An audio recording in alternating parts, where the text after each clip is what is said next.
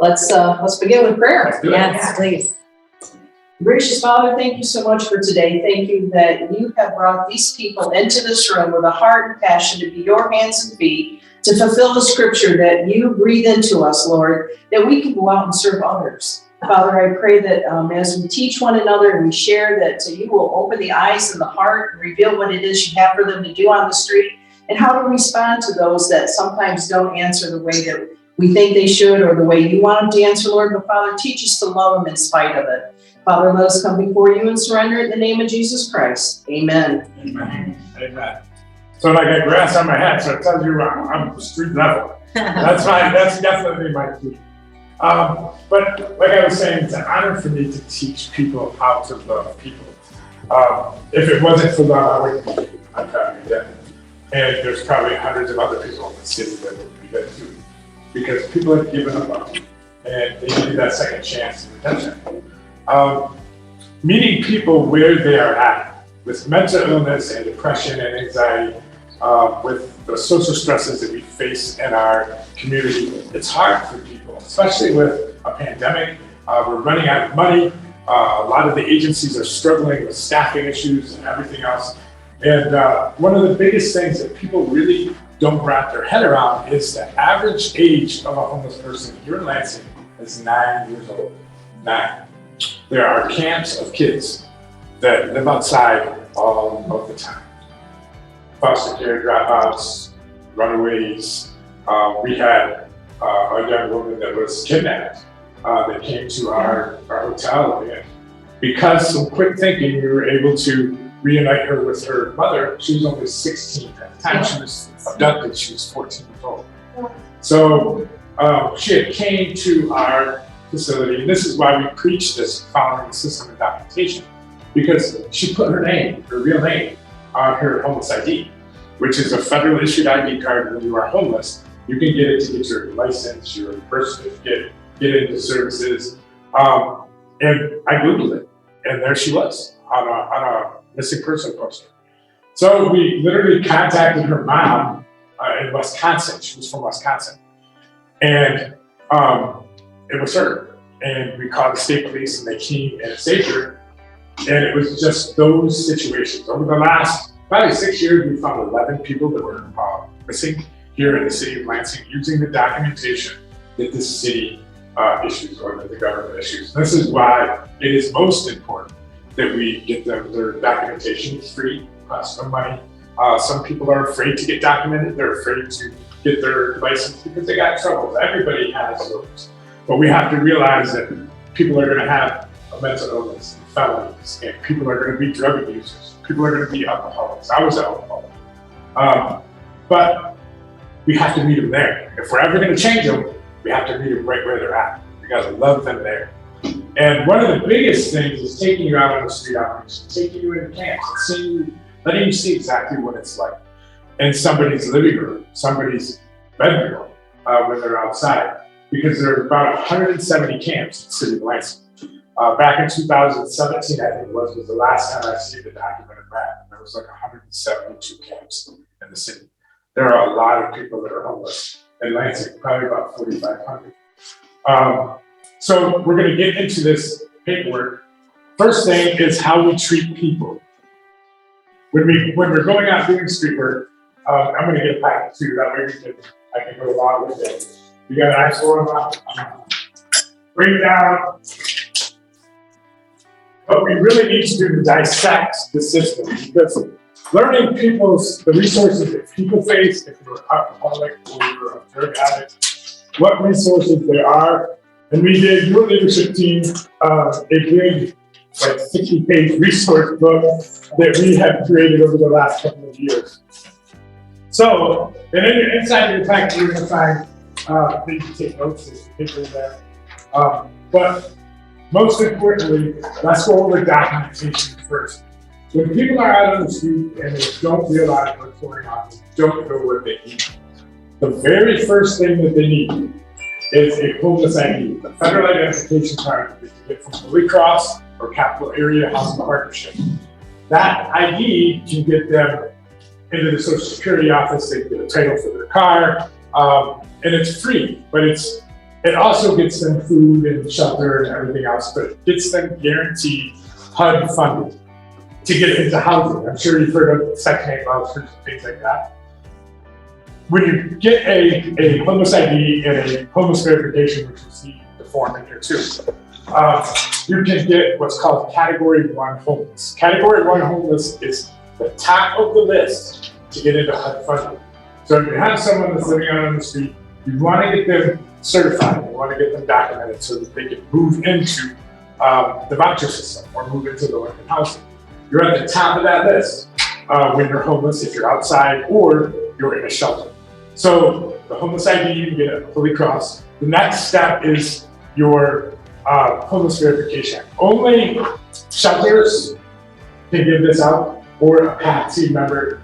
And inside of our packet too, you'll find a PATH team from Advent House where you can contact them and they will come out and certify someone homeless. When someone is certified homeless, this is telling DHS, this is telling other agencies, yes, I'm living outside or I'm living in a shelter, I am entitled to these benefits. This is only good for 14 days, and then you need a new one. And part of our continuum of compassion, my paperwork is recognized by DHS. Probably the only individual or other agency outside of the system that really gets recognized for their paperwork, because I've done this for a long time. I'm connected with dots. The unique thing about us is I've been through the system.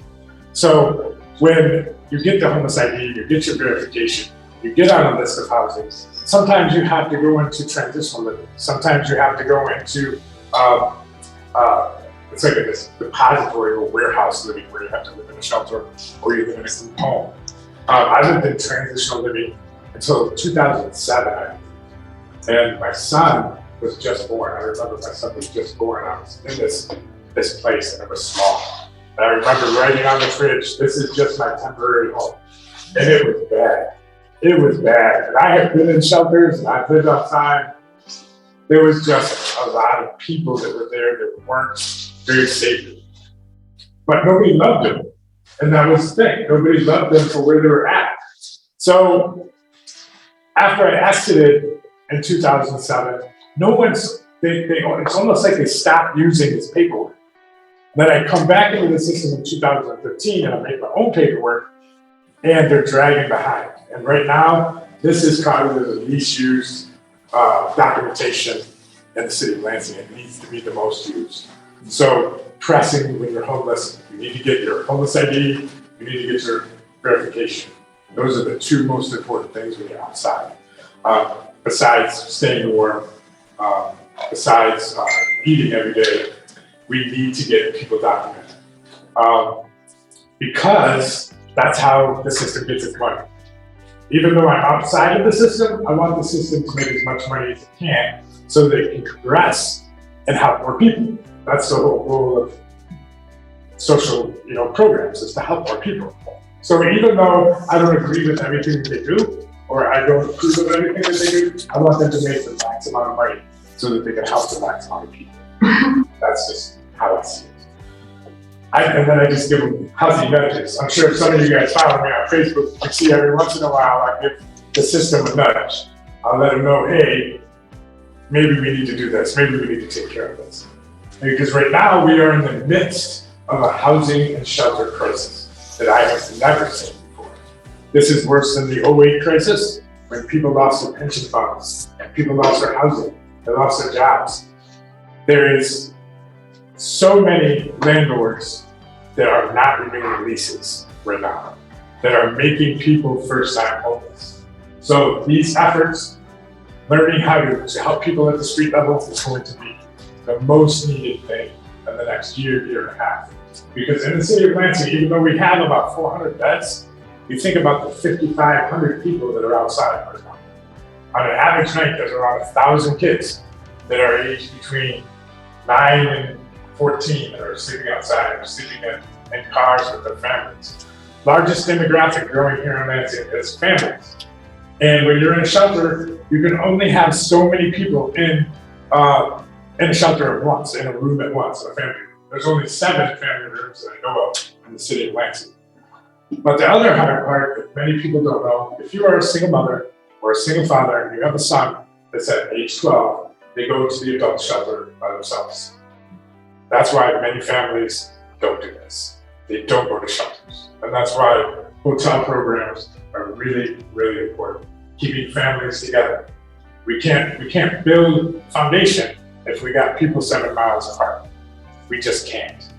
So building that foundation, meeting people where they're at, seeing what their basic needs are, gathering them, making an effort together, and getting them documented is super important. So when we go through, I want to go through some of these things because these are really important to ask. And we made an updated list of this too. You'll want to see this. It's like an intake form. We continue on to that. Well, they are taken on the street. Like, Yeah. okay. This is your questionnaire. So you don't have to literally fill out this paper form, but these are the things that you want to know to get them into shelter or to get them the help that they need, to the resources that they need. Many of the shelters, there's not one that will take transgender, bisexual, lesbian, transgender. There's not one shelter in the city of Lansing that will take it away.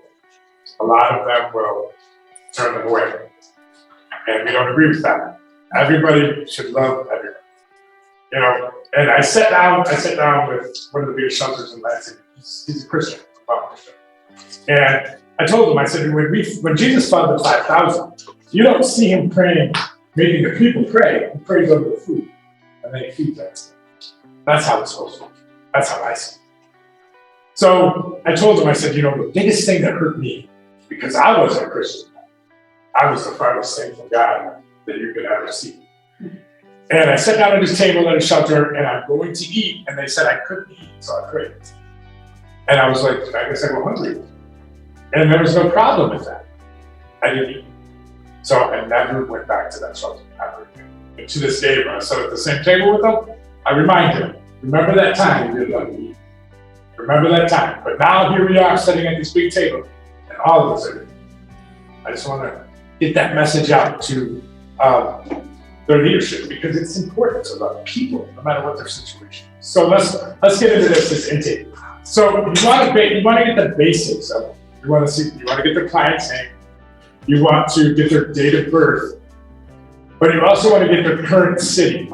Now, when we get into the current city, there's a lot of people. About 25% of the people that are here in Lansing are from outside of Lansing. They're from Detroit, Saginaw. Other systems will literally buy a bus ticket from someone and ship them out. They will ship them here because they think there's more help. So we need to know their current city. We need to know where their DHS is. That's what I always call them, DHS is. A way to contact them. Another thing that I'll bring Tuesday for you guys, I'm sure all of you have smartphones, right? So one of the things that the system doesn't do is they don't utilize the technology that we have. So we've developed our own technology. NFC tags. I'm sure a lot of you have seen them where you can tap your phone on something, like at a supermarket, it'll pop up a coupon or whatever. This one collects their HMIS data on their phone. So a lot of homeless do have smartphones. Their government phones are smartphones. So I tap the phone and I collect their data. That's job number one. Job number two is I'll get them into the street team. Lansing has a paid street team that is supposed to be available 24 hours a day to go to these camps and meet people. If there is someone that is, because the mental illness is big right now. If there is someone you cannot handle, don't be afraid to hand it off, because you just don't know. It's not safe. It's not safe. I will say this, I've slept in many cities outside. I've slept in Detroit. I'd rather sleep in Detroit than here. That's just the honest truth. Because you have 5,000 people in a small area, desperation is bad. And I am old and I can't run that fast anymore. So I try to avoid those kind of situations. But if you don't feel right in your spirit, don't face it. Pass it off. Give them a resource. Because the last thing we want to do is you can't continue your street work if you can't go to the street. Or if you're on the other side of the grass. Yeah. I'm going to interject before you get off the mental illness. When you're out there on the street, you might want to write this down. There's a new international code that you can call. I had to use it at the park last week when I was there because one of the guys was threatening suicide.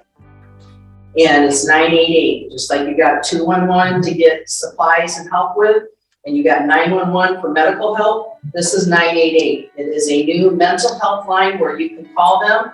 They have therapists and psychiatrists and psychologists that are available to the public, and they will talk to them, see how critical they are. They will send emergency responders if they feel that they're unsafe at this time, or they will plug them into outpatient services. And on Jolly and Cedar behind DHS is the Mental Crisis Center. It's open 24/7 for adults. Kids up to the age of 18 go across the street, and that's only open until 9 o'clock at night. But however, if you take them into the crisis center, they will evaluate them and get them into where they need to be. So 988 is your new emergency number to help those people. And mental illness is huge on the street. We run into that more than anything. And any need we face, we run into mental illness. There's been times at the park where people have brought sledgehammers, they brought weapons, they brought, it's just crazy. But they all want one thing, they want to eat, and they want clothes. So if I'm gonna meet you where you're at, you gotta meet me where I'm at. That's my idea. We can have a cigarette and talk about it, or we can just work towards it. Sometimes it takes me 20 minutes to talk to you on weapons or whatever. We really don't get weapons, but there are those that carry. We've had guns in the park. Yeah. There's street gangs that are part of my favorite park, but we have a mutual respect where they just leave us. They don't bother us. I've been there for many years, and I don't get in their business, they don't get in my business. I just want to help people, and sometimes they need help too. So I think taking you out and seeing the street, I don't know if any of you have been to our events in Ritter Park, but it gives you an opportunity to see. Usually there's between 100, 200, 250 people every time we feed out of the park. The one that's coming up at the laundromat, they'll probably be 300 or 400 people. We serve at the laundromat, all washed up. We take over the laundromat for a whole day. And we let anybody come in and wash their clothes, dry their clothes, we don't ask any questions. Because we want to break the barriers, but we also want to build relationships. We want to meet people where they're at and say, hey, I'm Mike, and you're Fred. And cool, I don't know how many brothers I have.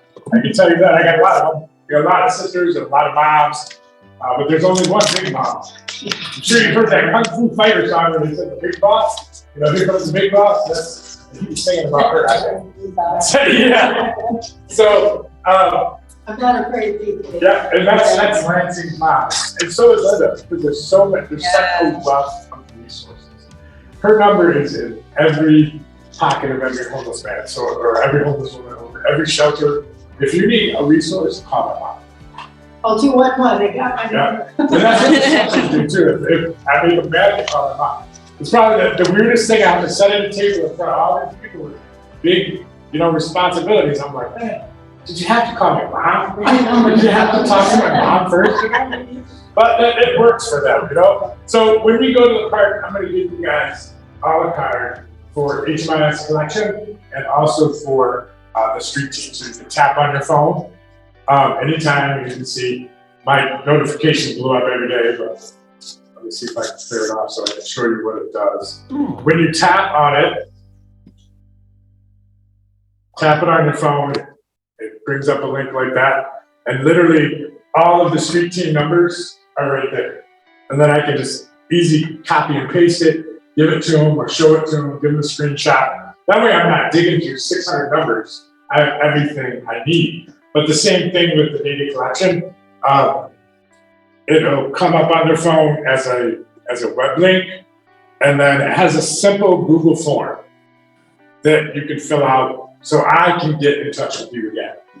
If I need to get you into the system, if I need to find out where you're at. Virtual record keeping and managing people is the next stage. We need to get people connected because it'll make our jobs easier. But it also helps us with our form. So when we're filling out our form, and we're taking all the proper documentation, we want to know their current location because DHS classifies homeless differently than a school would classify. someone homeless. So if a child is sleeping on a couch, they're just couch hopping. That's couch homeless to a school. But if someone's sleeping on a couch to DHS, that's not homeless. Even though a child is, which I'd rather see that, but I'd like to see it more defined. But we want to know their situation so we can try to find the resources that can best help in their situation. And you can see, you want to know how long they've been homeless, how long they've served in the military. If they have severe mental illness, that's going to be something you're going to have. So if you can tell. When you start doing street work, you can tell when someone's just not there. Yeah. And it's important to know that because of crisis centers and stuff like that. If something happens, you can get in touch with somebody that needs to get them where they need to go. You want to know the number of adults. I can't tell you how many families are out there that are 12 people altogether. Oh, we've had 12 6 children. kids, 3 adults, maybe the dad or the grandpa's with them. Because now people are starting to get into those family units because it's getting expensive outside to survive. I mean, a loaf of bread, you got to take a payment plan sometimes, just to eat now. So, and a lot of these people only get $37 food stamps because they have SSI or maybe they're not documented and they're not in the system. Important, do they have a felony and do they have a CSC? CSC is a sexual charge, sexual assault, maybe they're registered sex offenders. Those we need to know. And we ask them honestly. Because we can't put someone that has a sex offense in a hotel. We just can't do that. There are programs out there that can help them, but we need to get them there first. But it's most important that we don't jeopardize other families and children that are in shelter that may have to face this. First, we gotta get the demon, we gotta figure out what the demon is, and then we gotta address it. So we need to get into the programs that help them. The next thing is getting into the services. This is your checklist of services that will help for this particular situation. A service point ID is the homeless ID. I just posted about this yesterday. It looks like a regular ID card. It's got a picture on it. It has a name. It has a number and a barcode and a birthday. Basically all it is. But it's one of the most important documents someone needs when they're working. The next thing is called a SPDAT, and that has to be done inside the shelter. A SPDAT is a test that they give people that are out on the streets to evaluate where they are in the housing system. If they're urgent need, if they have disabled children, if they have a disability themselves, it's a score, 1 to 9. There's 9+, but those are chronically homeless.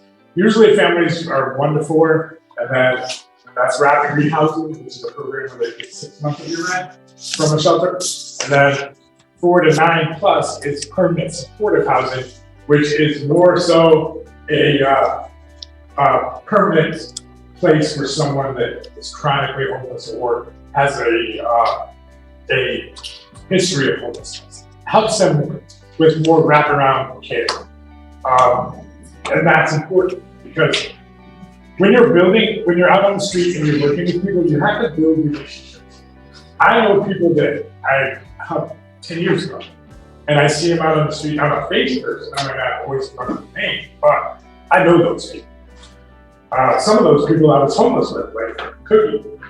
And that is my wraparound care. I don't get a whole lot of money to help people, but I have a whole lot of love that I can give them and give them support. Because you'll be surprised how much love can change something. Mm-hmm. Thumper was a perfect example. Thumper was chronically homeless. I don't know, some of you might follow my story. He called himself my brother. He was a really big guy from California. He came out here and was living under the Shiawassee Bridge. Nobody could get him to come inside. He would not come inside. He was 300+ pounds. He didn't want to take a shower, didn't want to deal with life, didn't want to be anything other than homeless and beg for what he got. It took me about 2 weeks to get Thumper to really warm up to it, but that's part of the relationship. Once I got him into a shelter, I got him into the Magnuson Hotel, and I started learning that he had the same things that I like. We like to play Xbox, we like to, look at comic books and stuff like that. So I took his mental illness and I used it against him. Because usually when you have mental illness, you really focus on some things. I'm messing up. I'm hurting myself. I'm no good. I'm useless. When you take that mental illness and you have to focus on one thing that they really love, and you make them a promise, I found that I could keep him in housing as long as I kept his Netflix and his Xbox. He was happy.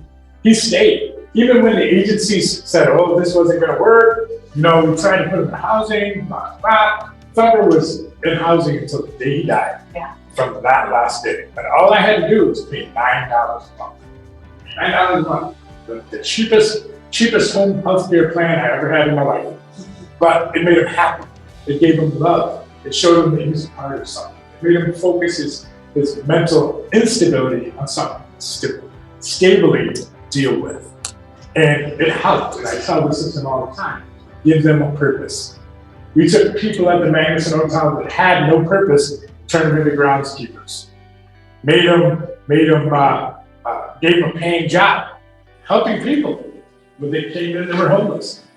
But most importantly, like Marilyn, we gave them purpose to love other people. Marilyn was 72? She was 77 years old. 77. So I found this lady, literally they pushed her in a wheelchair to this corner of Illyrius and it was out in Eastlands. And they just left her in the middle of winter. So Mom called the sheriff, or was it the police? I called, at that time it was the police chief, Mike. I called him, I had his cell phone. Yeah. I lived in South Carolina, so I was calling long distance. He gave it to me, he said, anytime you need help, call me. I called him, he went and picked her up and took her to Magnuson. Michael was at work, because he worked afternoons. And actually what happened to her, she lived in an old camper that was on the back of a pickup truck that was just sitting on the ground for 4 years. People lived there, she lived at the back of her property, they sold it.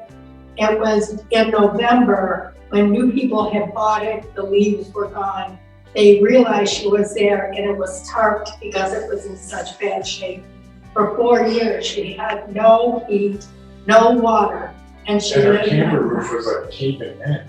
Yes, And they she lived literally- terrible, so the people called the police, they evicted her and put her on the street. But I will say about the LPD, whenever they get somebody like that, they'll always call us. Yeah. Always call us, so we have a heads up, so at least we have a chance to get to them before they end up, she would have died, she was so frail. Oh yeah, and we took her to the hotel and she had no purpose. She didn't want to live. She never really been in a real bed. She never really been in a warm bed. And that's the most addicting thing that you could ever have in your life. You don't have a bed, it's a nice bed. And we use them. We use that to help people help themselves. So we'll give them a chance. People like Marilyn, I'm not going to sit there anyway, no matter what, But she wanted purpose. So there was a lot of kids at the hotel. And she never really got to experience her grandkids. And she became like the hotel grandma. And the best gift that you can give someone as a street outreach person is allowing them to die with dignity in a bed. The more that I do this, the more I see these stories, is opportunity to live. And that's what Marilyn did. Marilyn, at Christmas time, last Christmas before she died, she died happy. It was crazy amazing. Went from such a traumatic experience to where she had no family, to nobody was there for her, nobody wanted to talk to her, nobody could help her. All of a sudden she's rebuilding bridges for her family. She has a relationship with her daughter, her granddaughter. She has 30,000 kids there at the hotel that she's now a grandma. And she's making them knit hats and she's doing all this stuff for them. But at Christmas time, I'll never forget this. Marilyn didn't leave her room ever. She didn't want it. She just wanted to be. It was her house. Yeah. Her house. So here I am in the lobby, and here comes Marilyn wheeling herself in the wheelchair. What are you doing? She was literally wheeling herself to the room where they wrapped the presents for the kids. And she was not going to stop until she wrapped the presents for the kids. So, and she died only a couple days later. She died in February, because I came home in March, I talked to her every single day, every day. And I was coming home for an event in March, and she died in February, so I never got to meet her. But since then, her daughter, Dawn, and now her daughter, Dawn's daughter, Laura, called me out of the blue the other day, and she gets talking to her, she's talking about her grandma, Marilyn. And sure enough, that's what it was. So now we encompass kind of the whole family. Yeah, and that's how you encompass people. It's loving them and teaching them that, listen, this love that I'm going to give you doesn't have conditions on it. There's no terms. You're going to make mistakes. You're going to hurt me. You're going to, it's going to suck. But the point is, you keep loving. You keep loving. And then you build those kind of relationships and those kind of memories for people that would have never had that. They would have, Thumper and Marilyn would have never died. Ever. But you make them a promise to help them where they're at and continue to build that relationship. That is the most valuable thing that this system, this government system, cannot offer people. And as a church, as an organization, as an individual, that love that you can give on the street will change lives, I guarantee you, building that relationship. But getting them to where they need to go is part of building that relationship. Getting them to CMH, getting them to family services, or getting them to the HARA program. So continuing to get them progressing, because you're gonna have roadblocks and everything else that are gonna stop. Funding runs out or whatever, but then you go to the next step. That's why I was big with it. So we'll go to the next one because I really want to really talk about some of these things that, as far as client guidelines go. When you're out on the street, number one rule is you never let anybody in your car. You don't give rides. Even I've been guilty of it, but I've had to build that relationship for years and able to love the kids. No one should ever, I don't care how desperate a mother is, how cold the child is, there's always someone that's going to help them that can get them to safety. Do not put anyone in your car. Not a good idea. Especially if you're a single guy like me.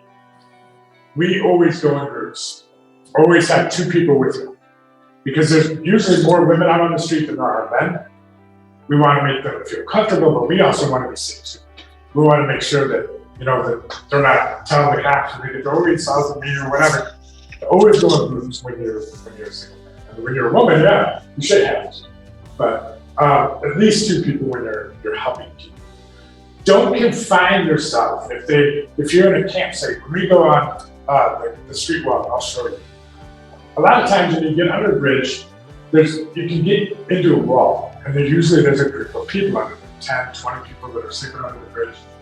Always have your back to the open, so if something happens, you can get out. You don't want to be up in the bridge with them, and you're stuck. Especially if you've never walked up on a bridge. Has any of you ever walked up one of those straight? Have you? Yeah. It's hard, isn't it? It is. And one slip, you're done, and you're vulnerable.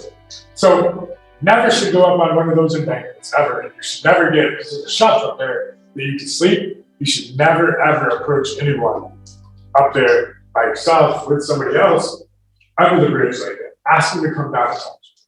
That way you're on an even playing field, I like to say. I'm sure you can experience it. Sucks. When you get up there and you're trying to get down, it is like a roller coaster. And even though it's concrete, it's slick. And it could be the best concrete poured, the driest day, it is straight down, and it's like riding a skateboard.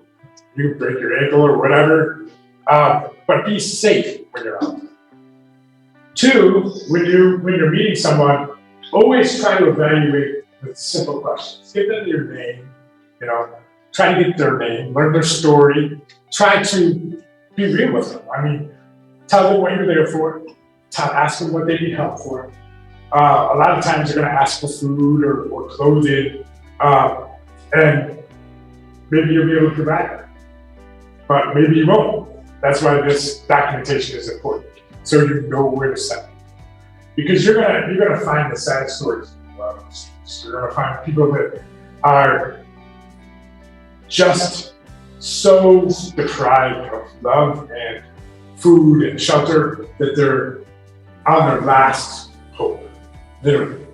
Some of them don't want to, I mean, I don't know how many times I've been called by the police where they said, hey, can you come identify this person? Because this is their last effort. You could be the last person they talk to. Give them the last bit of hope that's available. And it's important that that meeting is meaningful to you and them, building that relationship. But assessing through knowing what is out, what's available, you'll be able to get them to the resources that are available too. So the other thing I'd like to take when we do the street walk, I'd like to take to a mental illness shelter. Under no circumstances, when you're doing street work, do you ever go inside of a shelter. Ever. That is like going in someone's bedroom. And there's a shelter downtown, it's called Jim Host, that if you are not an experienced advocate, you can get hurt very bad. It is where people with mental illness go as a daytime. And it's a beautiful place, it's amazing. But it's just not safe for someone that doesn't know what's going on to go into that situation. So never, ever, under any circumstance go into a shelter. Because one, it makes, if somebody doesn't come in your bedroom, would that make you feel uncomfortable when you're talking to them, you know? You first meet them, this is kind of weird. That's why I'll never go in someone's tent, or I'll never go in someone's campsite without having everybody. Number two is, it makes an uncomfortable atmosphere for not just you, but for them when you're trying to meet first, you know? There's so many people that stand outside of shelters, or so many people that are out in parks, tons of opportunity for street work. It's best to take it to the streets and not to where someone sits. And it's just not safe. Another instance is when you're doing street work, especially in the Frandor area, the Frandor area is super rough. It is probably the roughest place in Lansing. And that's because all the demographics, you have kids, you have adults, you have veterans, everybody's mixing in one spot. I'm sure everybody heard about the latest with the cattle stations. They've taken the shelters down in Frandor because there's violence and there's people sleeping there. It's because everybody is clashed together in that environment and there's no one decelerating. You have businesses that are just wanting to make money, and you have community members that want to try to give someone a safe place to sleep. And you have literally someone that just wants to sleep, you know, and that was their safest place. So Frandor is the area that if you're going to do street work, you need to do it as a team. You need to do it as a team. But there's a lot of people at Frandor, probably about 300 to 400 people that are staying in the Frandor area. So, and a lot more kids, So, yeah, I'm sure, you know, when it comes to panhandlers, I'm sure everybody's seen the panhandlers around. Instead of just giving them food, learn their story. Learn exactly what it is that they need. And then reach out to your community, your churches, your organizations, your family, see how you can help them. See how you can help them right where they're at. And that is really important. Building that relationship on their terms, because imagine yourself if you're out panhandling. Has any of you guys ever panhandled? It's the lowest form. It seems like you are at your last shot. And it's upsetting just to panhandle. But to have somebody approach you that wants to help you when you just want to try to help yourself, you have to bridge that gap. You have to say, hey, how can I help you help yourself? You want a job? 90% of the people that are panhandling don't really need a job. They would like a job, but this is survival mode. When you're outside, you're in survival mode. So you have to meet them at that survival mode. And you're gonna say, hey, how can I immediately make your life better? Sandwich, I'm better than you. I've never really been fun. That's just not the way now. But if I had it, if somebody really needed it, I could feel it in my spirit that they needed it, that I'm gonna give them, what I got in my pocket. If I got $3, it's yours. But building that relationship is important. So when you finally get all this documentation for someone's going to need to get into the system itself. They have their homeless verification, they have their homeless ID. The lead hire agency right now, I believe, is Cavalry Housing Partnership. Yeah. So that is the people that control the housing aspect of the system. You need to get them registered with them and sign up for housing. The whole point of street work is not just building relationships, it's about ending business. So we have to, even though I don't like it, I hate the red tape that it brings, it's important that we push these issues to get people where they need to. Because starting out, they may be, they don't have an SSI or they don't have food stamps or whatever. You can help build that whole arsenal for them and help them get to the point where they don't need the system. That's what I want to build with taxpayers. I want to build, get people in the GM with me. I want to see people that are working, voting, and helping themselves. Because nobody wants to be homeless. I know I didn't. And you'll hear people say, well, some people that's just how they want to be. They're just lazy, they want to be homeless. I can guarantee you, there's nobody that wants to be homeless. Because if you've ever slept one night outside when it's below 30 degrees, and you have just a pair of jeans on, a pair of socks, maybe a nice jacket, it is the worst feeling in the world. It is the loneliest feeling, it is the coldest feeling. Nobody knows. But they need that motivation love to get to that. So what you are doing is you're building that relationship to end their struggle. You are the most important person in life. You're going to get kickbacks. They're gonna come back and say, I really don't want to do this. I can't tell you, just in the last 20 minutes we've sat here, people that are out on the streets that need to talk to me right now. Because I believe in access. You're going to have to build that relationship. So you can't allow them to unfill your cup. You know what I mean? They drain you so much that you can't help. If you can't help yourself, you can't help everybody else. So don't let it drain you. Don't take anything personally. They're going to call you names. They're gonna drain. I know I did. I messed up, I don't know how many times. But continuing to love them where they're at that moment is really, really important. So if we can get your mindset to the point where every person is deserving of love, that is where we need to be. Because someday I'm not going to be able to do this. And I want 500,000 other Mike Karls that are out here helping people. That would be more, because to me, and I tell them how this all the time, I really don't want to be buried. I don't need it.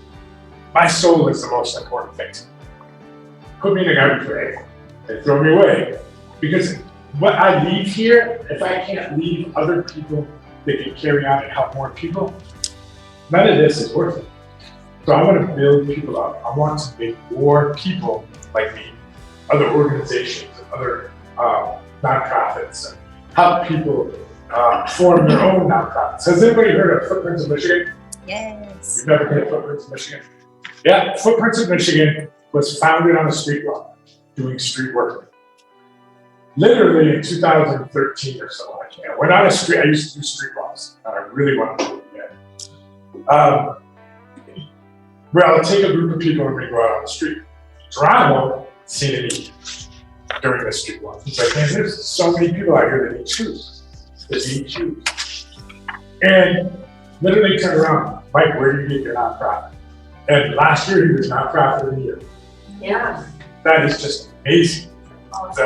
I want to see you. I want you all to be able to build that core. Because all of us are here for a reason. We want to help people. We have that love in our hearts to help people. And I want to see you build that next Footprints of Michigan or that next, shelter program or whatever. Because we need more of that. But being able to see people as they really are, see people that are mentally ill, that are drunks, that are drug users, that are abusers, that are just plain not good people. They can still change. Everybody. I've seen people that were bankrupt. They came to our hotel. We're like, why would you help somebody that just robbed a bank? Or someone that shot someone, or someone that hurt someone? Because if I don't end that cycle, that's all that person's gonna know. You know, he could have kids. He could have family like Marilyn that they never connected to. You give them an opportunity to change and love themselves. And building more people, better people, stronger people, we can change things, not just homelessness. That next person, I always tell my mom that next person could be this child that we're looking at, that they said, oh my God, you can't have 8 people in a room. I could be sitting with the next president of the United States. We have one lady that she was on, what is that HBO show? Empire. She was probably 8 years old when she was at the Magnuson Hotel. And now she ended up getting a full scholarship because she got a scholarship from Starbucks, and she was working for Starbucks got into acting. All of a sudden, she's on that HBO show Empire. I didn't even know what that was. I didn't know what it was. And she's like, look at how you changed my life.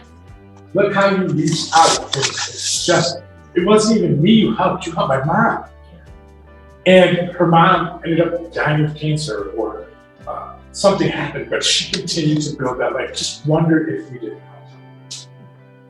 We would, our community is rich by so many people that developed from their circumstances and their traumas. Either we change it or we live it. So I don't want to be the person, my traumas are way up here. I've had every experience in the world, from being homeless to being falsely arrested to being, I almost went to federal prison for something I did. So these circumstances in our lives, if that would happen to me, how is a felony, one little felony to someone else, might seem like the biggest devastating thing in their whole life. And that ends everything. And they could have been the doctor that cured cancer. But more importantly, that person that's standing out panhandling could be somebody's dad that they've been looking for. Somebody's brother that was lost. And I don't know how many times you come across people. Perfect example, his name was Terry. Terry was homeless in the city of Lansing for probably 15 years. Yeah. He slept on the steps of the Romney building, which is, if you go downtown, it's the building right across the street from the town. Slept there for 15 years outside. They wouldn't help him. It took me 5 years to learn his name. And one year while I was doing homeless week, he's like, yeah, man, I'm Terry. You got a cigarette? I'm like, yeah. So we started talking, and I finally ended up getting him in a hotel. So he went out and got that one little card, the homeless ID. And his name was on it. We literally Googled his name, and he was missing from an AFC home for 11 years from Wyoming. And his mother had been desperately looking for him. So just imagine the impact you could have on someone's life. He's now permanently housed, and he was buried. Yep, and he's still in housing to this day. He's still in housing. I was homeless with 25 individuals. We call them the Shawas House, downtown. And there was Jim and Cookie and Lee. Yeah, Lee and all of them. There were 25 of us. And one promise I made to the guy that helped me was I'd get them into housing. Every single one of them was permanent housing. Every single one of them. And we fought tooth and nail for some of them because, like Drexel, when you're out on the street, sometimes you can't even ride cattle. Cattle will ban you, or a shelter will ban you. DHS will ban you. Drexel was banned from every shelter. I could not get him into housing if my life depended on it. If I give them my soul, I could offer this apartment complex I sold, they still wouldn't have been. They wouldn't take drugs. Somehow, he got on his medicine regime. He started loving people. Now remember, this is the guy that tried to stab me with a pencil. And here's Drexel, hey mom, which is my mom, grandma, can you take me up to get some clothing so I can go to church? To Sunday service. And I'm thinking, Drexel, is everything okay? You know, are you sure? He's like, yeah, I just need white shirt and white jeans. And I'm like, okay. So he was super happy, goes to church, starts going to church. So I reintroduced him to the system, reintroduced him to Kathy, and I'm like, listen, hey, this isn't the same Drexel you know. I think you need to give him a chance. You need to give him an opportunity. And they did. And they did. They gave him a chance. So I'm like, I got one foot in the door, you know. I'm fighting off the wolves and the other ones in this apartment complex. It's like, no, we're really not going to take Drexel. Thank you so much. We're really not going to take Drexel. And they did it. And they housed him. And Drexel's like, you know, I just really need some things for my house. Remember, we're going back to that those basic needs where you can build people up, their confidence, give their mental illness something else to think about. So he's like calling my mom every other day, hey, can I get a couch? I got a toaster oven. Do you have this? You know, and it's like, he rebuilt his whole life in front of us. And he's still in permanent housing. Yeah. And everything he was banned from for at least 10 years, he's unbanned from. Yeah, he's back on the box. Yeah, and it's just an amazing that you, individuals, and me, and my mom, and our volunteers, every day have that opportunity to change one person. And if you get that chance, take it. Even if you fail, take it. Because it's important. It's really important. I'm gonna add some stuff to this. Add some stuff, come on. Yes. All right. So you're all probably wondering why you're sitting here listening to this, aren't you? No, I'm ready to go. You're ready to go now? Okay. Yeah. Listen, when Paul talks about his Timothy, guess what? You're Timothy today. Amen. You're learning from Paul. He wants to pass the torch. Are you going to receive the torch to go out and help people? That's why you're here today. Okay? I'm going to go over a couple of things. We were talking about some of the do's and the don'ts. This comes to mind. We have had a massive, Ray knows, massive amount of overdoses in the park. What I want to caution you about is Lansing has just got the strongest dose of fentanyl in the world delivered. Okay? What that means, that's a powdered drug.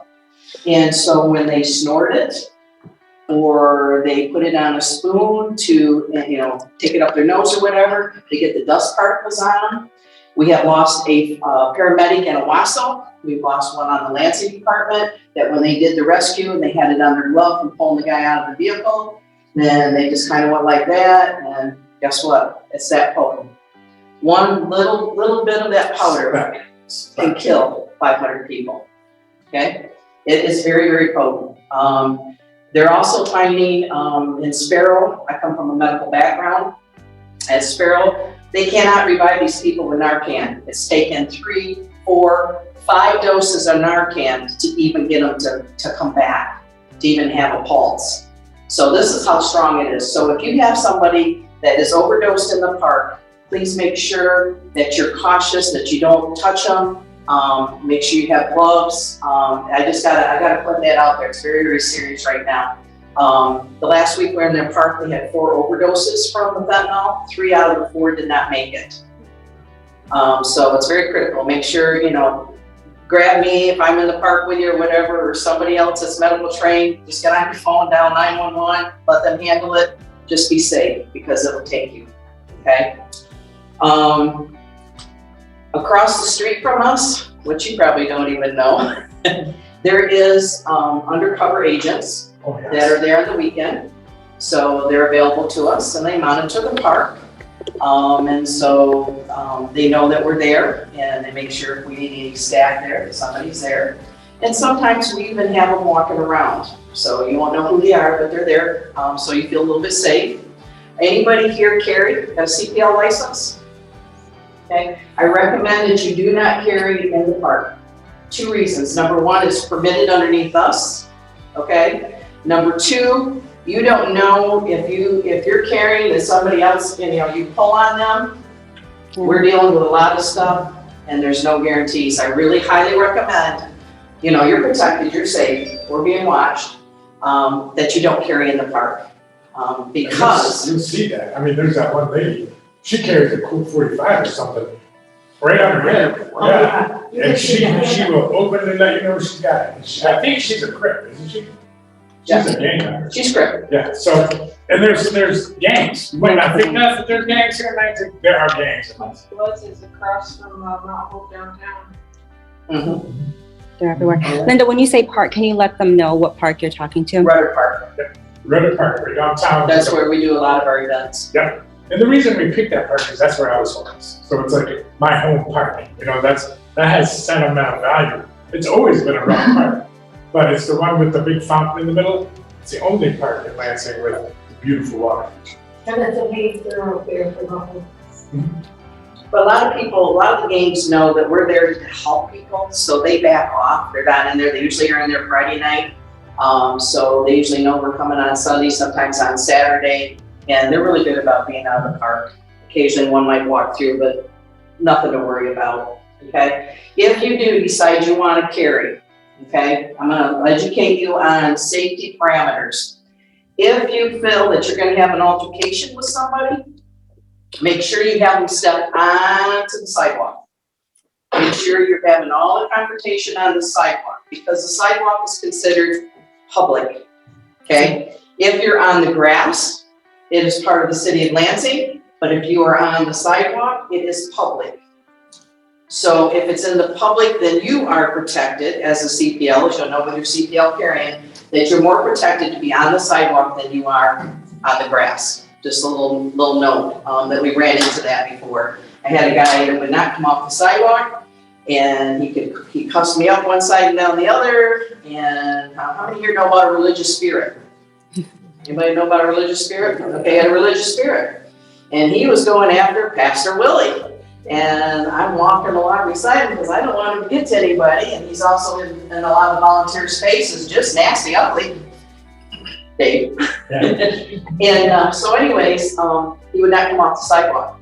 Because if I could get him to come off the sidewalk, then I could call the police and ask him to be removed. He would not get off the sidewalk. So there's little things like that that kind of help you to get some help resources there. Also too, there is a thing called QPR training, which you might want to set up. It's done through CMH. I just went it, and what it is prepares you, just like we have CPR for medical, QPR is questions, persuade, and refer. It is a CPR class for mental health. Yeah. Okay, they'll walk you through the questions to ask them to know how stable they are. And they'll also walk you through, it's a program just like this, so walk you through how you persuade them to get help. And then they'll also give you the resources to refer them to get them further help. Okay, so there's QPR training so that you can be, as long as you're gonna be on the street helping people. A lot of times they're down on their hope, and a lot of them want to do suicide. So whether overdoses or whatever they want to do. So that's another training tool. I can't stress that enough. I don't know, the last year I've lost like 7 of my friends from suicide. It is the hardest thing. When you're struggling, it can catch up quick. And it's been, since the pandemic, it's been hard. Oh, Everybody's depressed, everybody's hurting. I mean, I lost one of my closest friends probably 3 months ago. And it's really hard. It's really, really hard. but you might, like he said, you might be the last person they talk to. You might be the person that keeps them from doing that. Here's an example. Porter House is on the corner there. It's low income housing. Those people are mentally and physically disabled. Going in there, we go in there and we do meals. We can't do it since they got new ownership, but we go in there and do Thanksgiving meals and Christmas meals. Took 40 lap quilts in there. The director, Nicole, goes, man, I don't know who did these to. And so she's going through and she picked this one and knocked on the door. She says, here's a quilt somebody made, and gave it to him. He comes down the next day when all the big owners are there and says, I want to tell you guys what happened yesterday. And Nicole's going, oh man, I'm gonna get in trouble here, okay? Anyways, come to find out, he said, I want to let you know that that quilt saved my life. And Nicole's kind of going like, what? He said, yeah. He said, I was getting ready to commit suicide when she knocked on the door and handed me that quilt. I knew I was loved, wanted, and cherished. A quilt changed a life. Okay? I just went to Country Stitches. They donated 30 quilts. So you never know what's going to do that. You might be the person that restores hope in them. Okay? There is one more training session you might want to consider. I have not done this one myself, but I'm going to be checking into it. It's called Walk a Mile. It's a nonprofit here locally, and what they do is train you how to, it's for probation and parole, how to get them in transition into being back in society safely. So that would be another good tool to have underneath your belt in dealing with them, because we are dealing with them. They're felons. They don't know what to do. And you can't just normally house them. You can't normally put them in a program because it just doesn't happen. So that would be another great tool to learn how to handle that. And that's one of the things I want to transition to. I did street work for so many years. Now I'm pulled every which way. I'm going to meet with the mayor and or other organizations and state level officials and city officials. I want to do that. I want to advocate on that side. So I need people that are going to fill my streets. They're going to come out and help people. Yeah. You have your packet here, you got this little piece of paper right here, you can take and cut it, it's front and back. Basically, this is a tool that you can carry with you and give to somebody. It has the 211 on there, and also phone numbers that they can call and get resources and help with. Or you can take it and copy it, make sure you have plenty of those to carry with you. Now, I carry these at the retail store. So when anybody asks for a resource, this is the quickest resource guide. Is this right here? That's everything from food, clothing, shelter, mental health services. If there's a lot of this stuff we run into with our foster kids that have nowhere to go, and there's not that many services for kids that are out on the streets. So this has all of the available resources for children as well. I recommend laminating it because it gets cold and wet. And can you talk about when it gets winter? A lot of them get desperate. If they're addicts, they want to go into rehab. And what do they do when they encounter that? Like they want to go into rehab at that very moment. Yeah. Like Patricia, yeah. Mm-hmm. Patricia's a lady that was in the process of overdosing at the park when we were there. We all took turns monitoring. I had a Narcan kit in my pocket, just waiting for her to advance. And she's checked herself into rehab, and she's getting herself clean because she's ready to have a baby. Yeah. She did. I just met up with Brenda the other day, and she was like, "Yo, Brenda, or either Patricia or baby." I was like, "For real?" Like, Yeah. one of these, I'm like, "I gotta get this key, one of these." And we used to call those angel babies at the hotel because these are kids that the system said they're not going to have, or they're going to take them. And Ashley's one of those. Ashley was a heroin addict for probably 2 years, and I finally talked her into going into a hotel. She got a job at the hotel. She went into rehab. She got herself together. She lost both of her children in the process. Mm-hmm. Today, she's still in permanent housing, and she has both her kids. Oh, yes, she does. Yeah. And she has a good job. And this is the opportunity that you have, building relationships on the street, to save people's lives. Not only that, but future generations too. And if you do have somebody that is an ongoing addict and they are ready to make that commitment to move forward in life, and they're tired of living in the drug world, you can send them to the state police. All they got to do is say, I want to be part of the ANGEL program.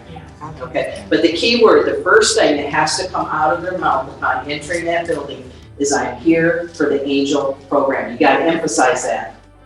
Because if they walk in and they don't spit that out right away, then if they have a felony or they're wanted or they have warrants, they will arrest them and process them.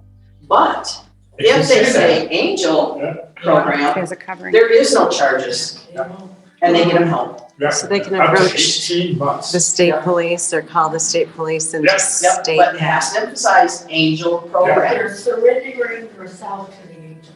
Because I've seen somebody, like a bank robber, he was wanted, he had 2 felonies convictions, and he had 1 warrant out, and he wanted to clean himself up. And he literally walked into it and said, hey, I want to be part of the ANGEL program. Now he's a minister out helping people. Yeah. You get that opportunity, you can change anybody. You can make them find their purpose, because that's what we're all here for. We're all here to find that purpose. And we became an advocate in a situation like that too when we worked the back 40 maybe 2 years ago, Willie and I. There was a situation where we had called the state police. We waited with them when the state police came, and we told that person to say we want the agent program because we knew there was a warrant. And so we were there recording that to make sure that he was covered when he said that. So you have to, it really truly to And that's advocate. a pledge they have. Yeah. But if they stand there for 15, 20 minutes and they're not spending it out while they're there, they'll start processing them. Yeah. That's why it's critical for that. If you meet a physical need, you will get to know their spiritual need. Amen. Okay? So they get comfort level, they see your face there all the time. They go, oh yeah, she's here last time. Oh, she's in this for the long haul, you know? And so they build that comfort level, and then they'll come up to you. And a lot of times what I do is I don't know how many times I've met them. I may not have met them, might be the first time, you know. I'll introduce myself. Hi, I'm Linda with Cardboard Prophets, and anything I can help you with today. And then if they say, okay, I'm looking for somewhere, I need something. If I don't have it, I take their name and number, how to get a hold, and try to find it. And then they know that you're gonna deliver. Don't promise unless you can deliver. Yeah. That's key, that's their trust. And if anybody ever says, Mike Karl said that you can do this for me, it's not always true. That is the most, I'm sitting back in the back of the That was drive, yesterday. and mom's up front, and somebody said, Mike Karl said I can have that bike right now. And I'm like, I'm deaf, and I heard it. I was like, what? No. So then that's when we be that real person. Say, hey, you know, I'm just I want to get you a bike, but this one's somebody else's bike, you know. Mike Karl said, no, I didn't. You know? So that's one of the things, is everybody always says that. But it gives you an opportunity, it opens up, it gives you that opportunity to say, well, what is it that you need? You know, maybe Mike can't get it for you, but maybe I can. Yeah, but just remember, don't promise it unless you know. That's Because that's what they have a great discernment about people. They know who's there, who's fake. people in church. Yeah, they do. They watch you like a hawk. And they test you. They welcomed me and another kid over there, they're 2 runaways. They welcomed me into their group by offering me a cab off of their rig, which I obviously didn't take. I was like, I appreciate that. Now I know we're cool. I just wanted to back up your thing on that. They do watch you. If they like you and they trust you, they'll accept you and they'll show you how they accept you. And they got your back. They got feel like, you know, we are not worried about anything. Because we know the guys that are with us know us and they have. And they know, and that's what the one thing that people know before is I will come and meet you at your spot, wherever it is, and they'll reach out. They'll say there was a guy with Ginsu knives at Sparrow Hospital. He went to the ER, got in a room, and then he had Ginsu knives. Why? I have no idea. But instead of taking him to jail, he told the cops, "Hey, you need to call Mike Karl, and I'll give him the knives." So in the middle of the night, here I am driving to Sparrow to get a brand new set of Ginsu knives. And I mean, they still have the cardboard on it, you know, when you get them out, they have the cardboard. And I'm thinking, man, why would you bring Ginsu knives to the hospital? But when you're scared and you're depressed and you're in your mental state. So instead of taking him to jail, and which he probably would have been there for months and months, we took him out of that. Thank God for LPD's new social work program. Take him out of that and remove that situation. But because he trusted me, he gave me his knives. And then that was it. He got the treatment that he needed and we moved on. But you're going to get situations like that. Not with knives, but. And don't hesitate to ask them. You know, a lot of times I know, hey, I'm Linda Houston. Sometimes I'll shake a hand with them or I'll just stand there and introduce me. You know, you kind of get a feel for how comfortable they are. And, you know, talk to them a little bit. You think you're looking for it today? You looking for anything? You need anything? Then I know where it's at. Okay, you guys got personal care items. You got sweatshirts. You go down here to this table and do this. We got food coming at noon. You know, they already know that you're interested in helping them. And then the next thing is, anything I can pray for you about today? And sometimes I'm going to tell you, I've been doing this, I've been with you, 6 years? I can tell you that I can probably count on my hands the amount of time I've been refused. There's a great need for help. Yep. Love, encouragement, outside. They need that spiritual need, and don't hesitate to say that. You gotta build your comfort level. You gotta step out of your comfort level. You're gonna get out of the boat. And this is, I mean, if you want to go out there and really experience this, come to the retail store one day, like today. Today was hectic. We opened at 11 o'clock. Volunteers get there at 10. 11 o'clock, there was a line to come inside. And it is nonstop. I left at noon today to get ready for this. And there had already been 100 people. We had probably given out 30 bags of clothing already in one day. And that happens 3-4 times a week. Yeah.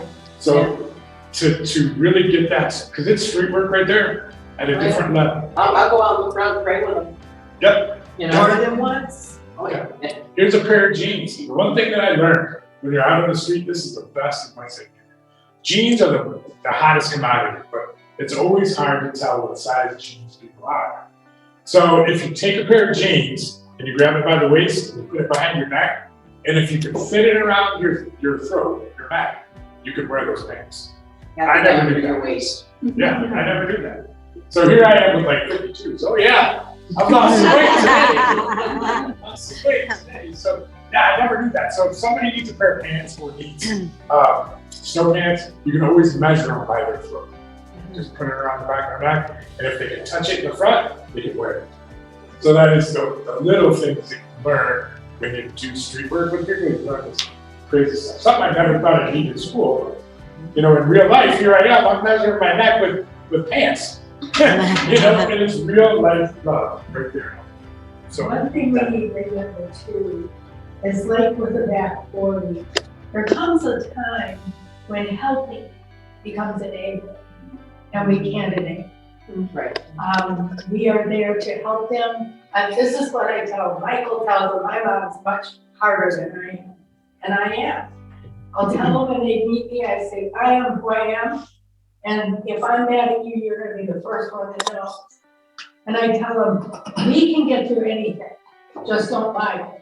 I don't care how bad it is, we'll figure it out. But once you lie to me, I said, ask my kids, I could be your best friend or worse enemy. And you do not want a lot. So my people always know we're a partnership.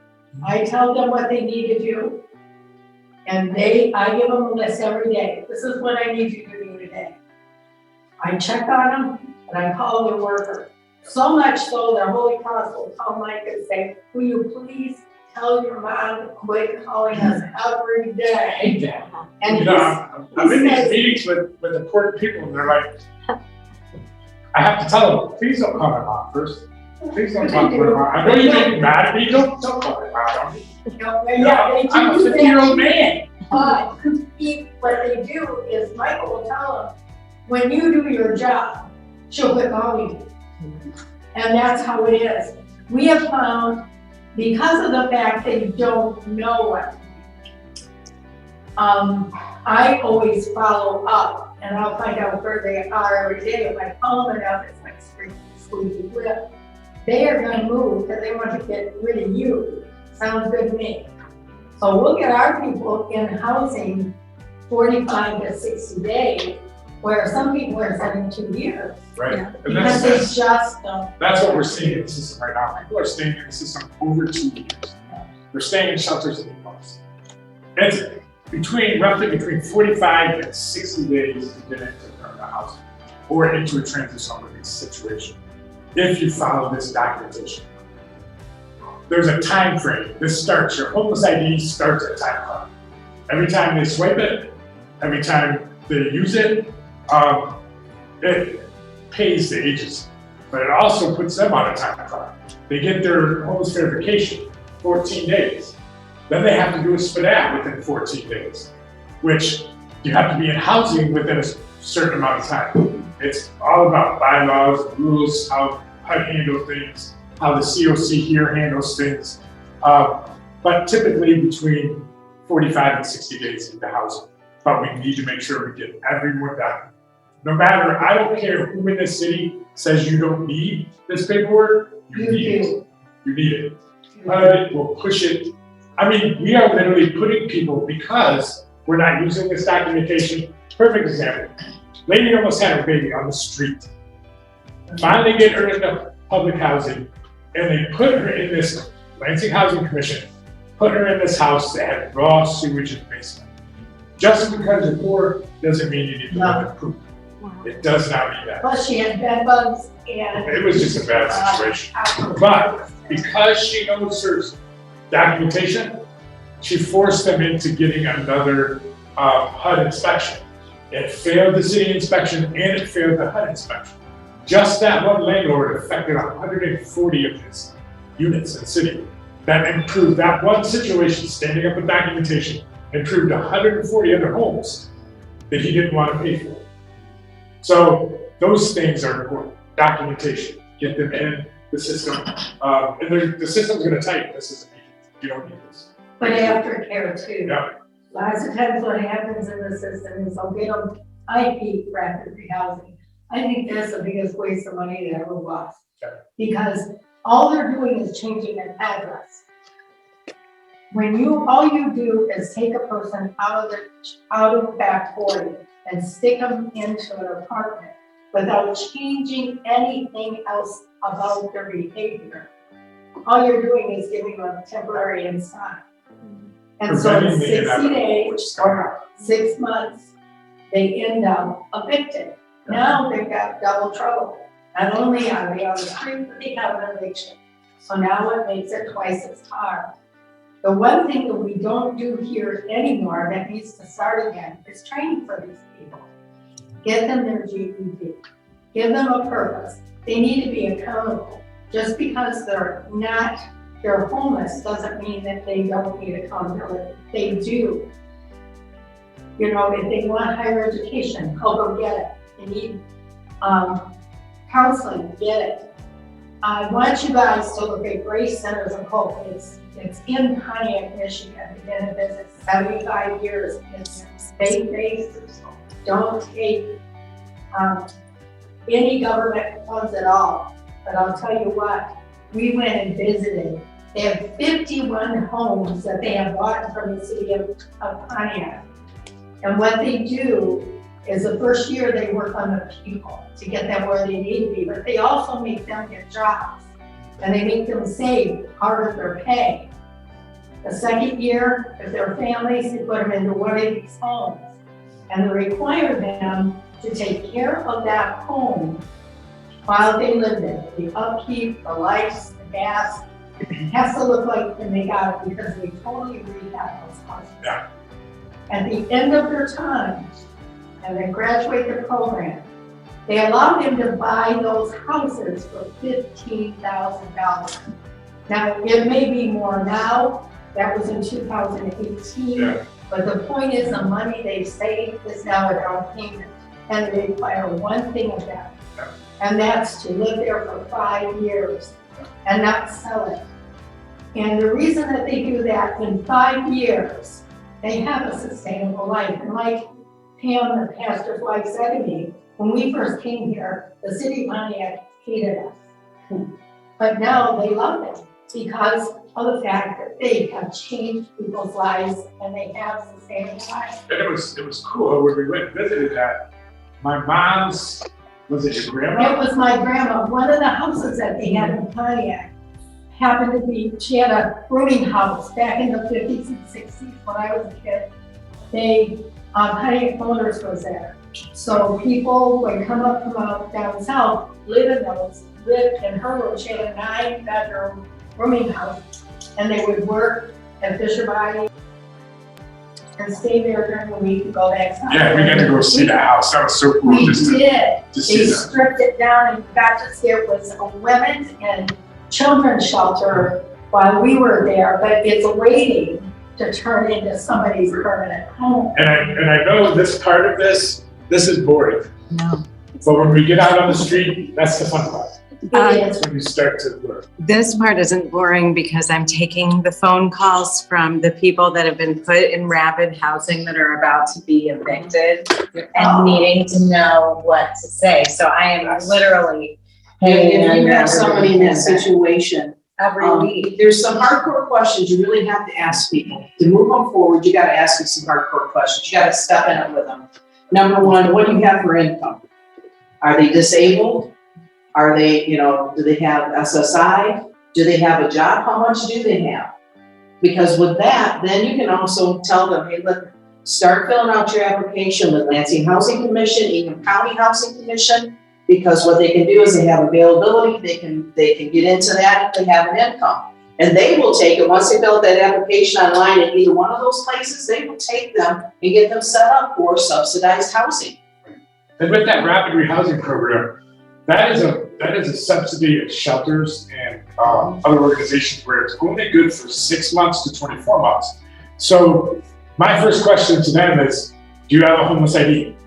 If you have a homeless ID, you need to pull your HMIS report. Because sometimes, and I'm not gonna lie, how many times we have found that in the rapid rehousing program, they have not met the requirements to that person to continue to pay for them. So they may still have months available to them, and they're just telling them, nope, you gotta get out, Yeah. we're not paying anymore. But their HMIS report will say, hey, this needs to be done, this is what they qualified for. Say I'm qualified for permanent supportive housing. Yeah. They put her in rapid rehousing. So they got all of this funding for permanent supportive housing, and they gave her the less of the amount when they still had all this money that they could pay for her. So definitely HMIS report, get with their housing advocate, because if you're in housing, rapid rehousing programs, they have a housing advocate that's supposed to, they get paid an aftercare to follow up for them. Yeah. With those people. Health issues, you're the one that does it. See, and that's why I'm glad this is recorded, because I'm gonna Yeah. play it back and just have every one of Yeah. those resources available, because literally I'm getting a handful every week, you know, I come in Then you're after. gonna be getting more. Yes, Because it's you get picking people up. that are in there, they're telling you now we're out of money, we're going to move. And if there's you no- if you just get their name and their number, or if they even get their name and their homeless ID number, mom can call Dale at the city, and Dale will pursue it. Dale Williams is the person that pursues HMIS records in the city of Lansing. He is the one that knows exactly what they qualify for, what the parameters of the rapid rehousing was, and if the city's actually fulfilling its obligation. Because a lot of the times, they don't. They do. I'm not gonna lie. So definitely. But I appreciate you guys having me. I Oh my appreciate gosh. the opportunity to literally take you out on the streets in the coming weeks and show you what this is like. And be part of this. Because this is the boring part, I hate this part. But the best part is when you're out of the park and you're helping people and you can love on people. Because I'm in my own. When I'm out there, it is amazing. It's like a wild gazelle. How can I help you? I'm bouncing on this side, I'm bouncing on that side, I'm under the bridges, let's do it. So definitely, thank you so much. So you guys got any questions? I was curious, what's the name of it? It's called Grace Centers of Hope. Yes. And they have a virtual tour you can take. They took over a bank, a post office, and Well, they have a church and everything. a church. So it's a like huge facility. They took us in an old post office building, and there's like 7 floors on that thing. I'm like, man, nice. Well, they had the men shelter. It's beautiful. Through the bid out back. Because it was a federal building, and because they have house people, they were even divided for $1 if they promised a house to them. So on the top floor, there was a men's shelter. What I loved about that program, also they do art therapy, they cater to the needs of the people. But when you go there, the homeless that are in that program are totally different. They're respectful because they're taught the things that maybe in their life they were never taught. And they're loved on, but also they're held accountable for what they do. And it's made a difference in their lives. But my favorite is to see people there, and I want to go back. Mike in the Denver House wants to go too because it changes the view of what we have compared to what we do and what they do. Something they've done is worked, and we just gotta find out how to do things. But I take you from there to Elizabeth, which is the only city shelter, and it's a center block building with metal bunk beds for men. And My take on shelter is like that. You have to house it first. If everybody's always out on the street and they're worried about surviving or how they're they'll never fix their situation. They'll never address the barriers. If you put them in a bed and you give them an opportunity and you give them a chance to build on their stability and their situation, they'll tackle those barriers first. And then they'll be able to really focus on what really is the cause of the homelessness. Addiction, is it unemployment, is it depression, is it, mental illness? So definitely. Thank you so much for having me. I appreciate you. Yes. Thank you again for your time. I came to late to apologize for this card, this homeless card, or ID. Is this the form that is filled out for that, or? Nope. Or I don't have? Literally, when they can take, to get this card, they just go into Holy Cross Services, the New Hope Day Center, and you go to the front desk and you ask for a homeless ID. A lot of people don't have IDs or they don't have identification. They just literally ask right there. It takes 5 minutes and it's free. Right And there if at you Holy tell them Cross. you don't have to have it, you tell them Linda Karl said you. Yeah, let them deal with it. Let them deal with it. I saw you had a Facebook argument with someone saying, oh, you don't need that. Yeah. And you're like, look at this. Yeah. It's ridiculous. The bad guys. Over the last 5-6 years, I've become this bad person because I want to highlight the system's inadequacy. How we're failing. Yeah, just how they're failing people. But I look at these people like my family. I look at people that are out on the street as my family. So when somebody says, hey, you really don't need this, and I literally hand somebody a paper from the Michigan.gov website that says, yeah, you need this, and the system is saying, oh, no, you don't need it. It's not important. It really ticks me off. So sometimes I get that passive aggressive post on my Facebook that say, hey, maybe we can do that. Or I send an $11 bill where somebody's getting evicted from their voucher home for $11. Seriously, did we just waste all this money sending an email when all they have to do is call me and I will pay $11, to get them out of trouble instead of that? These are the situations where they call my mom, they're like, did Mike really have to put that on Facebook? Yeah. Did Mike really have to talk about this, because I'll tag him. If you do something, I will tag you in there. Keep it Because accountable. tag me, So definitely, social justice is not just, social justice is just us. It's us. It's real people. But sometimes we have to use that social justice to teach us to help people. And it does. And it does. I can't tell you how many times I've saved somebody from getting evicted just by posting something on Facebook. For real. For real. I will have people calling me like, Mike, come on, you could have called me on my phone, blah, blah. And then I call them back and they're like, who is this? So you're telling me to call you, but you don't save my number. You want me to put it in your phone. No. So definitely building that, that's why I want to be the other part. You guys be the softness of it. Let me be the, behind the scenes, let me talk to you kind of guy, because I know the system. Definitely I want to argue the tools that I started off with to continue to love people. And just know if you ever get a situation and you're not quite confident, reach out to us. Yeah. I'm available, Mike's available, Linda's, Everybody we'll walk you knows. through it. We'll walk you through it. I have a scenario for you know. If I were to get one of these cards from somebody and they go, well, I don't have a phone or my phone's not charged, what would you do in that situation? Now, what is that? Say that one more If time. I gave if I gave somebody one of these cards, Yep. and they need like some food or some clothes, Right. and they look at me and they go, well, I don't have a phone, it's not Okay, charged, like, yeah. what would you do in that? So the easiest way for someone to get a phone, a government phone, there's 2 ways to get it. Over on MLK, that big liquor store, it used to be Discount Davis. In front of there, usually 4 days a week, there are free DHS phones. So anybody, as long as you have a bridge card, you can apply for and get you a free phone. The second place is in DHS, the offices in DHS, anywhere, Kalamazoo, here in Lansing. There's usually booths in the front where they can sign up. They just need their homeless ID or their bridge card or Medicaid card, and you can get a free government phone. And most of those are smartphones. So they're really good, reliable phones. And then you can tap them with this so that you can get their information and share it with them so that they have the right numbers. Definitely. What's the first location in City Discount Days, or where?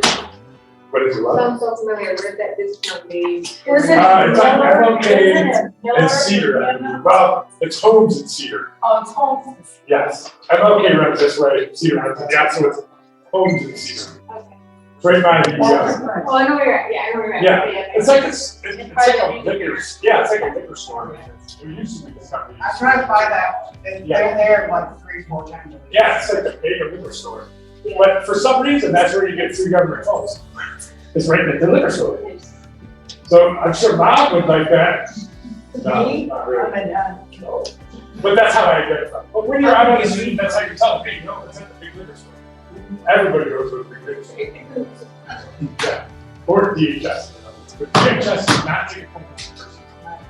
But they do have open mailboxes for the homeless. So if you're homeless, you get a free mailbox at DHS. You get free mail at DHS, PO box. So that's another resource. And you have to have that, they have a permit housing. Yep. You cannot get it without it. Shelters are making rules that you must be residents to stay there. If you get calls out. And the quickest way to get around that is get a PO box for free from DHS. I'm a resident. I get my mail here.